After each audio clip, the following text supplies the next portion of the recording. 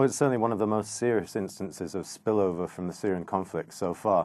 What we're hearing is that in the early hours of this morning, Hezbollah fighters and FSA fighters clashed about 3 kilometers east of the town of Baalbek, clearly in Lebanese territory, several kilometers over the border from Syria. And now local Lebanese media are attributing most of the deaths to FSA fighters. They say between 14 and 17 people were killed. Only one of those attributed to Hezbollah, with another 4 Hezbollah fighters wounded. There's also one report saying that the FSA fighters may have been setting up rockets.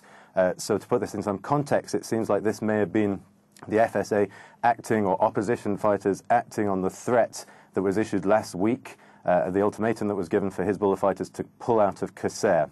So they may have been trying to act on that threat to strike this Hezbollah stronghold town of Baalbek. OK, well, it's been fairly active in Syria this weekend. What can you tell us about the car bombing in Damascus earlier?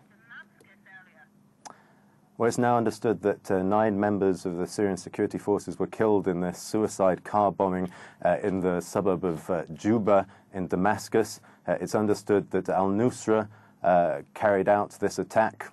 Just to give you some context, this is a suburb that has been held by rebel fighters for some time now. There's been fierce clashes there over the last few days.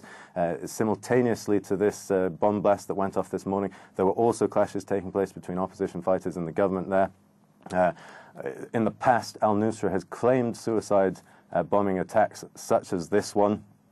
And interesting enough, there's also reports that the incidents that we were just talking about in the Bekaa Valley earlier on may also have been al-Nusra fighters who infiltrated into Lebanon in this clash with Hezbollah.